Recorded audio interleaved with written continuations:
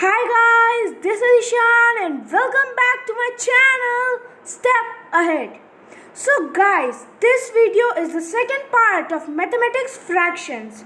So guys, मैंने आपको part 1 mathematics fractions की डिस्क्रिप्शन में दे दी है।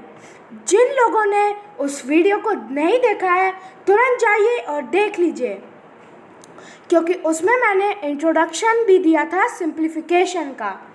और ये वाले क्वेश्चंस जो मैं अभी पुटअप करने जा रहा हूँ उसके लिए आपको सबसे पहले सिंप्लीफिकेशन का इंट्रोडक्शन जानना काफ़ी आवश्यक है। सो गाइस, मैं थोड़ा सा आपको ब्रीफ दे देता हूँ इंट्रो सिंप्लीफिकेशन का, ठीक है गाइस? तो चलिए, first thing we should be knowing is that we remember the rule of BODMAS, which means brackets of division, multiplication, addition and subtraction। तो BODMAS का ये रूल होता है कि सबसे पहले हमको ब्रैकेट सॉल्व करने रहते हैं। तो अब हम लोग ब्रैकेट्स जान लेते हैं कितने प्रकार के होते हैं। सबसे पहला होता है हमारा स्क्वायर ब्रैकेट्स, फिर होते हैं कर्ली ब्रैकेट्स, फिर होते हैं सिंपल ब्रैकेट्स, फिर होते हैं हमारे बार brackets.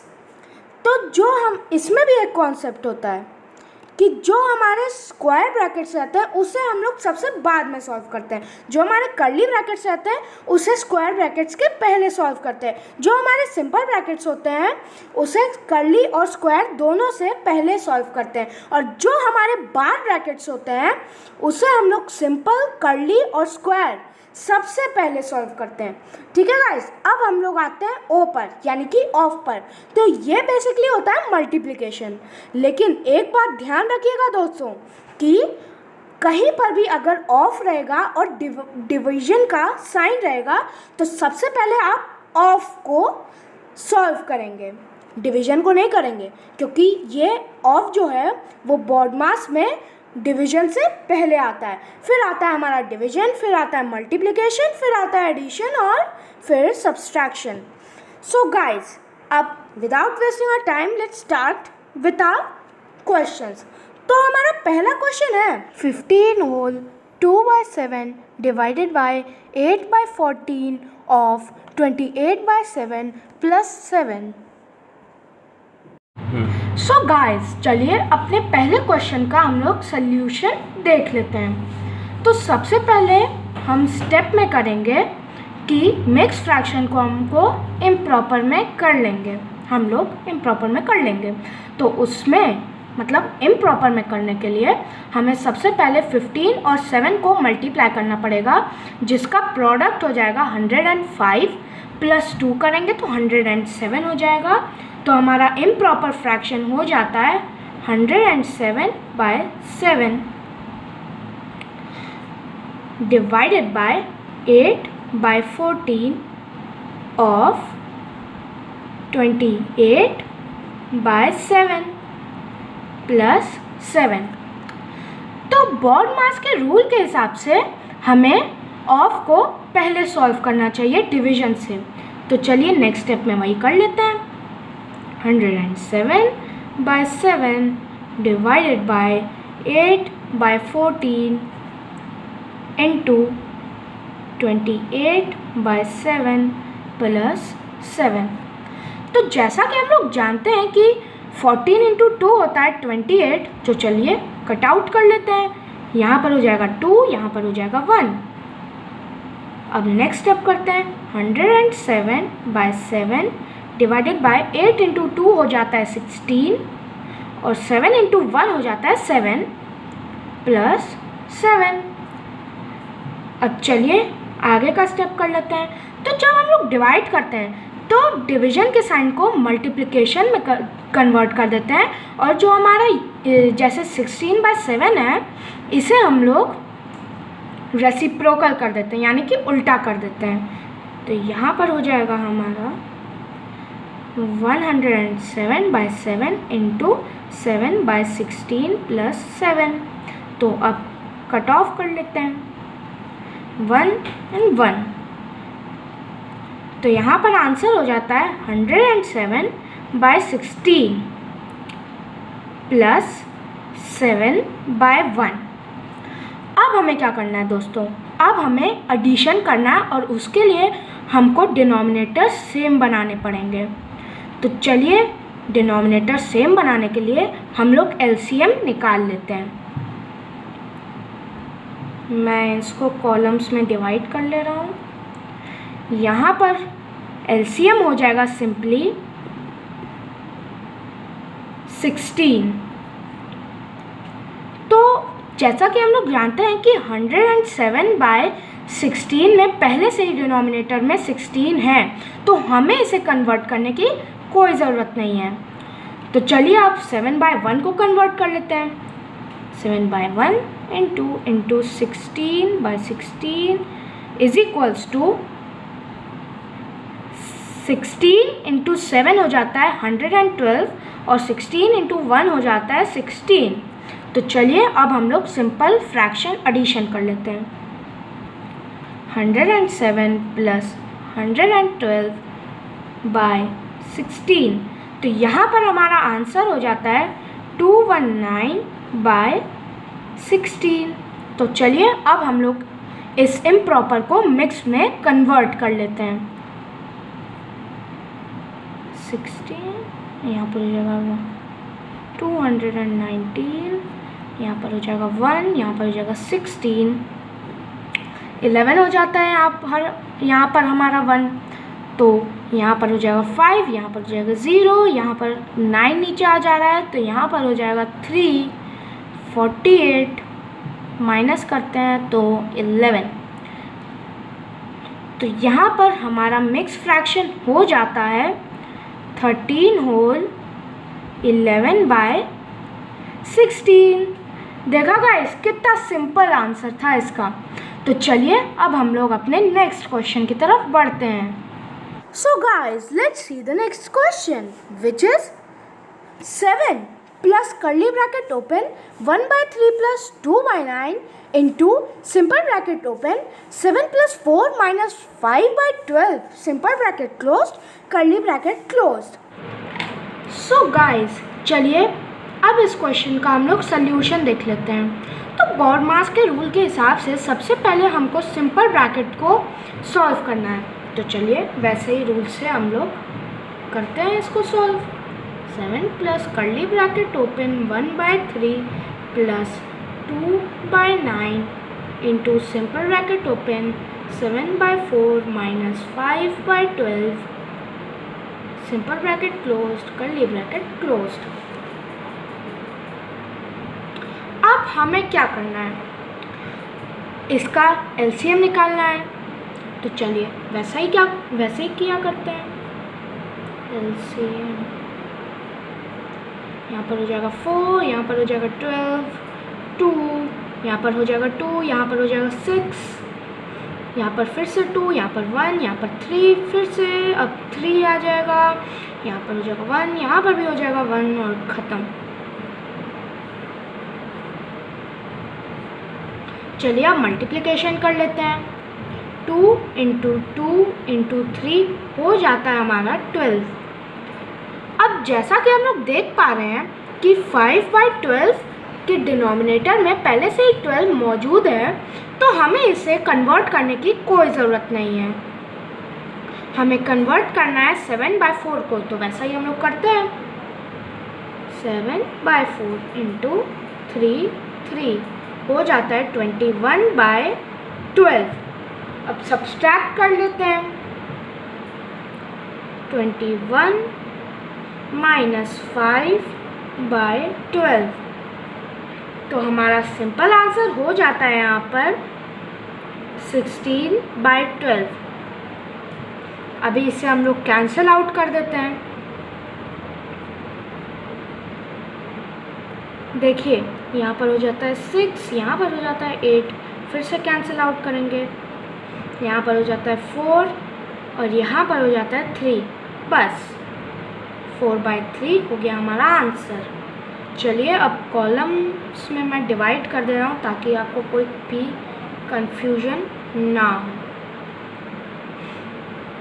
7 plus curly bracket open 1/3 plus 2/9 into 4 by 3, curly bracket closed. तो चलिए गाइस, अब हमें क्या करना है, अब हमें मल्टीप्लिकेशन करना है। तो वैसे ही करते हैं अपने नेक्स्ट स्टेप में। 7 plus curly bracket open 1/3 plus 2 into 4 हो जाता है हमारा 8 और 9 इंटू 3 हो जाता है हमारा 27।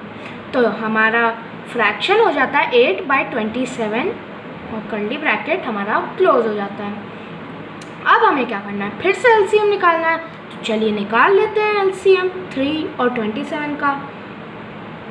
एलसीएम 3, 27, यहाँ पर हो जाएगा 3, यहाँ पर हो जाएगा 1, यहाँ पर हो जाएगा 9, फिर से 3, 1, 3, यहाँ पर फिर से 3 आ जाएगा। तो 1, 1 यानी कि ख़त्म। तो अब हमें मल्टीप्लिकेशन करना पड़ेगा। तो चलिए कर लेते हैं। 3 इंटू 3 इंटू 3, इसका सिंपल आंसर हो जाता है हमारा 27। तो चलिए पहले देखिए गाइस, यहाँ जो हमारा 8/27 है, इसमें डिनोमिनेटर तो पहले से ही 27 है, तो हमें इसे कन्वर्ट करने की कोई ज़रूरत नहीं है। हमें कन्वर्ट करना है 1/3 को। तो चलिए वैसा ही करते हैं। 1/3 इंटू यहाँ पर जाएगा 9, यहाँ पर भी हो जाएगा 9, हो जाता है हमारा 9/27। अब हमें क्या करना है, अब हमें एडिशन करना है सिंपल। 9 प्लस 8/27 हो जाता है 17/27। अब यहाँ पर आ जाते हैं नेक्स्ट स्टेप पर। 7/1 प्लस 17/27। अब गाइस यहाँ पर एलसीएम निकालना है, तो यहाँ पर तो काफ़ी इजी है क्योंकि 1 और 27 है डिनोमिनेटर में। तो यहाँ पर सिंपल एलसीएम हो जाता है हमारा 27।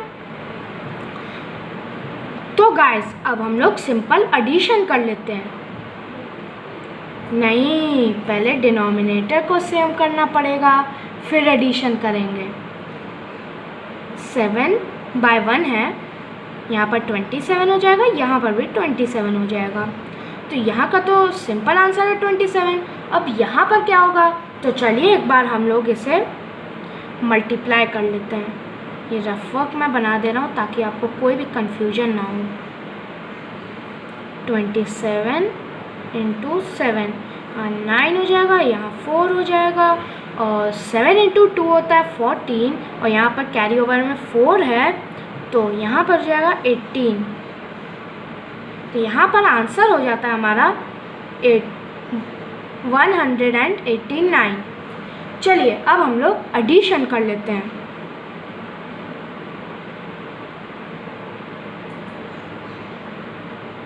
प्लस 17/27, यहाँ पर हम लोग एक बार ऐड करके देख लेते हैं ताकि कोई भी हमारी मिस्टेक ना हो।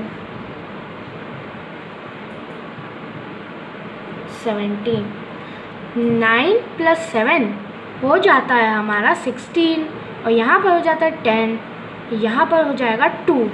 तो हमारा यहाँ पर आंसर हो जाता है 206/27। चलिए गाइस अब हम लोग इसे मिक्स फ्रैक्शन में कन्वर्ट कर लेते हैं।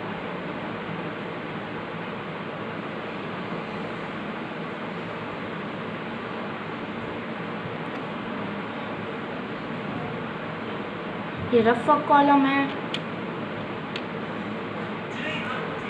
27 इंटू 8 करते हैं पहले हम लोग।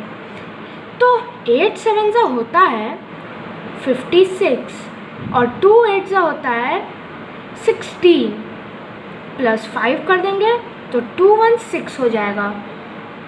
तो यहाँ तो 206 ही है, तो अब हम लोग इससे छोटे नंबर से मल्टीप्लाई करते हैं। 27 इंटू 7, यहाँ पर हो जाएगा 9, यहाँ पर हो जाएगा 4, 189। तो हम लोग इसे ले सकते हैं 7 1 8 9। तो यहाँ पर तो हो जाएगा हमारा 16, यहाँ पर हो जाएगा तो फिर 7, यहाँ पर 10 था लेकिन इसने कैरी ओवर दे दिया तो यहाँ पर हो जाता है 9, तो यहाँ पर हो जाएगा 1 और फिर यहाँ तो 0 ही होगा। तो हमारा मिक्स फ्रैक्शन हो जाता है 7 होल 17/27। ये हो जाता है आंसर। देखा गाइस, ये भी कितना सिंपल था। चलिए अब नेक्स्ट क्वेश्चन की तरफ बढ़ते हैं। Our second question is, Yash had a sum of money. He saved 1/2 of it. He spent 4/9 of the remaining on the briefcase. What fraction of his money was spent on the briefcase? This was the first subpart. And the second subpart is, what fraction of his money was left? So guys, let's see his solution. So guys, चलिए अब हम लोग इस word problem का solution जान लेते हैं। Solution जानने से पहले हमें इस वर्ड प्रॉब्लम को लाइन बाय लाइन समझना पड़ेगा। तो चलिए समझ लेते हैं। पहली लाइन कह रही है, Yash had a sum of money. Sum of money unknown है, तो यहाँ पर हम लोग स्टेटमेंट लिख देते हैं, let the sum of money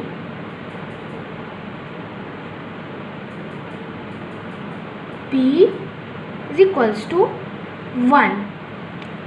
हम लोगों ने सम ऑफ मनी को 1 मान लिया है, ठीक है गाइस। तो अब हम लोग अपना सेकेंड लाइन का मतलब जान लेते हैं। ही सेव्ड 1/2 ऑफ इट, मतलब उसने उसका हाफ बचा लिया, सेव कर लिया। तो हमारा नेक्स्ट स्टेटमेंट हो जाएगा, ही saved fraction of money is equals to 1/2। ठीक है गाइस, अब नेक्स्ट लाइन पे देखते हैं। He spent 4/9 of the remaining on the briefcase, मतलब ऑफ, यानी कि ये हमें हिंट दे रहा है मल्टीप्लिकेशन का। ऑफ इंटू रिमेनिंग मतलब इंटू सेव्ड मनी, मतलब 4/9 इंटू 1/2 होगा यहाँ पर। लेकिन अभी हम लोग उसे नहीं करेंगे, पहले हम लोग स्टेटमेंट देख लेते हैं। तो स्टेटमेंट हमारी हो जाएगी, ही spent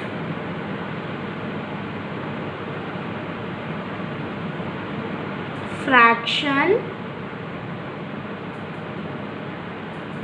of money on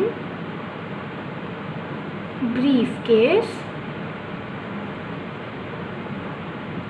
is equals to 4/9।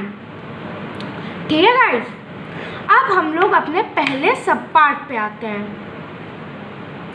ये what fraction of money was spent on the briefcase। तो चलिए अब इसका आंसर देख लेते हैं। सबसे पहले तो स्टेटमेंट लिख लेते हैं, what fraction of money, what fraction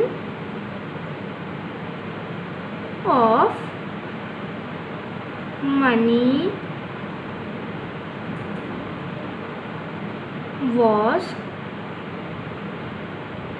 spent on the briefcase। तो हम लोग सिंपली 4/9 इंटू 1/2 कर देंगे। 4/9 इंटू 1/2। चलिए अब इसे सॉल्व कर लेते हैं। तो ये दोनों कट हो जाएंगे, यहाँ पर हो जाएगा 2, यहाँ पर हो जाएगा 1। तो हमारा सिंपल आंसर हो जाता है 2/9। यहाँ तक क्लियर हो गया गाइस? चलिए गाइस, अब हम लोग अपने नेक्स्ट सब पार्ट की तरफ बढ़ते हैं, जो कि है what fraction of money was left with Yash. तो अब हमें 1/2 को इससे सब्सट्रैक्ट करना पड़ेगा। तो सब्सट्रैक्शन के लिए पहले हमें डिनोमिनेटर सेम करना पड़ेगा, और डिनोमिनेटर सेम करने के लिए हमें एलसीएम निकालना पड़ेगा। तो चलिए फटाफट हम लोग एलसीएम निकाल लेते हैं। LCM of 2 and 9 is equals to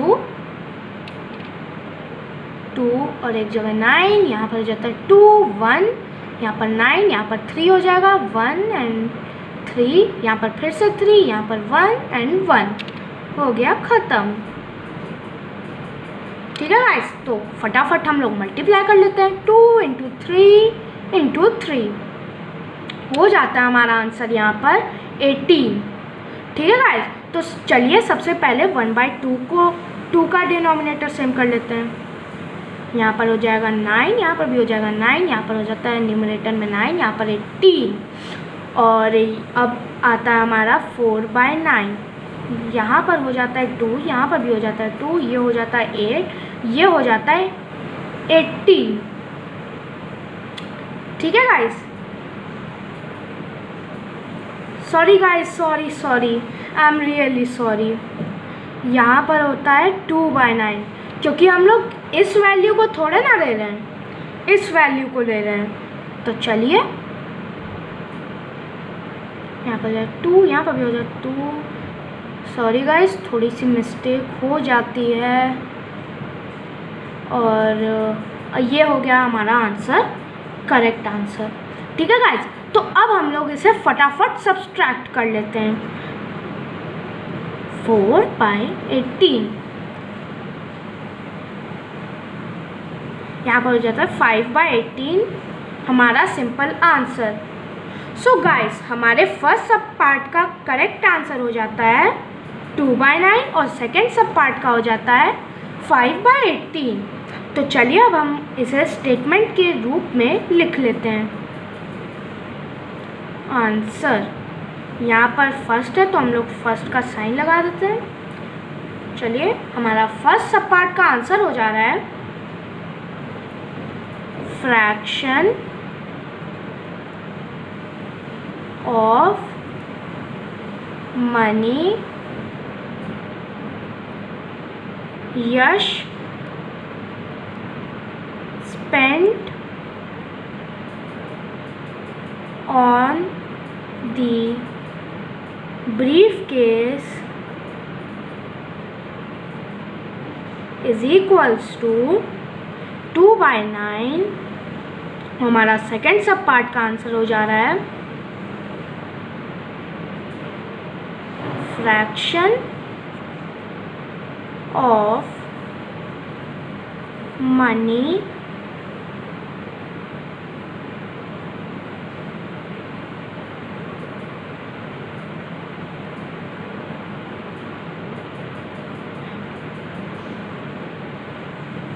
was left by Yash is equals to 5/18। देखा गाइस, कितना सिंपल था। चलिए अब हम लोग अपने नेक्स्ट वर्ड प्रॉब्लम की तरफ बढ़ते हैं। Heard of cows give 4 liters of milk each day. Each cow gives 1/3 of the total milk every day. They give 24 liters of milk in 6 days. How many cows are there in the herd? Let's see its solution. So guys, चलिए अब हम लोग इस word problem की solution जान लेते हैं।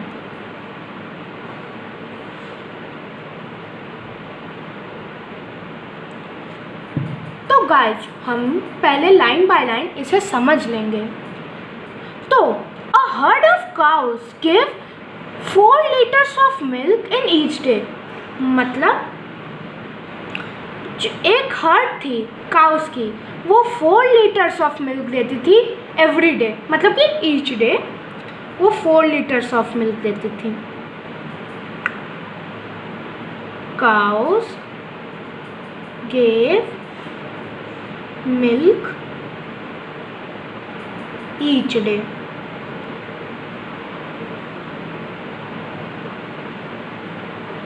Is equals to 4 litre. ठीक है guys, each cow gives 1/3 of total milk every day.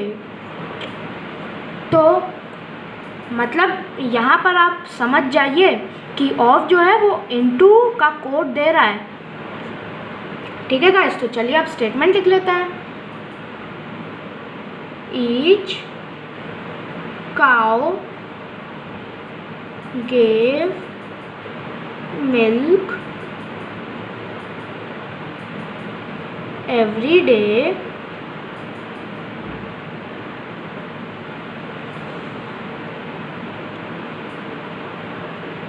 is equals to 1/3 of the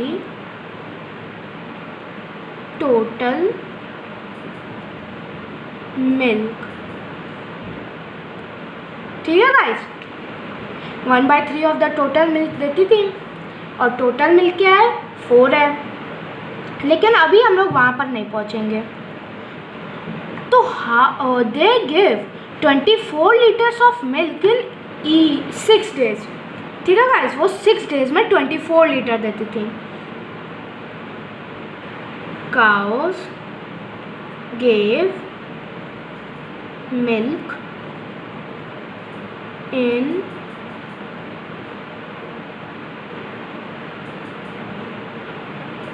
6 days is equals to 24 litre. ठीक है गाइस, अब how many cows are there in the herd? How many cows are there in the herd? तो सबसे पहले हम लोग 1/3 of the total milk करेंगे, यानी कि 1/3 इंटू 4 करेंगे। इसका आंसर हो जाता है 4/3। ठीक है गाइस, अब क्या कह रहा है? They give 24 litres of milk in 6 days. तो हम लोग यहाँ पर इसे 6 से मल्टीप्लाई कर लेते हैं पहले, ताकि हमें ईच काउ का 6 डेज का कितना वो दूध देती थी ये पता चल जाए। 6 कर लेंगे तो ये कैंसिल हो गया, 1 हो गया, 2 हो गया, तो यहाँ पर हो जाता है 8 लीटर्स सिंगल काउ देती थी। ठीक है गाइस, तो अब single cow gave 8 liters of milk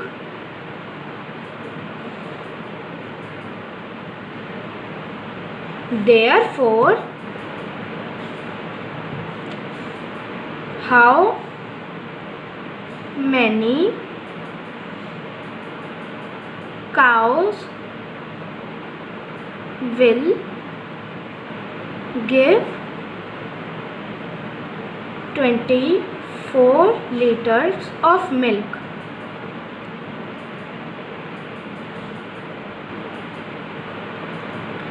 ठीक है गाइस, ये हो गई हमारी statement. How many cows will give 24 litre of milk जब सिंगल काउ 8 लीटर देती है। तो यहाँ पर तो अब कुछ भी नहीं करना है, सिंपल हो गया है। अब सिर्फ हम लोगों को क्या करना है, 24 डिवाइडेड बाय 8 कर देना है। ठीक है गाइस, तो यहाँ पर हो जाएगा 3, यहाँ पर हो जाएगा 1, तो आंसर हो जाएगा 3 काउस। अब हम लोग इसे स्टेटमेंट में लिख देते हैं आंसर को। तो that heard of cows consisted of 3 cows. Simple था ना ये भी. चलिए guys, this was whole for today. Hope you guys liked it, and if did so, please like, share, subscribe my channel as usual, और bell icon तो बिल्कुल भी ना बजाना भूलिएगा. और गाइज एक और इम्पॉर्टेंट बात, अगर आपको कोई भी फ्रैक्शन या किसी भी सब्जेक्ट से रिलेटेड क्वेश्चन पूछना है तो प्लीज़ कमेंट सेक्शन पे जाके अपना क्वेश्चन टाइप करिए और हमें सेंड करिए. हम भी काफ़ी ज़्यादा क्यूरियस रहते हैं आप सभी के क्वेश्चंस जानने के लिए. Till then stay home, stay safe. Jai Hind, जय भारत.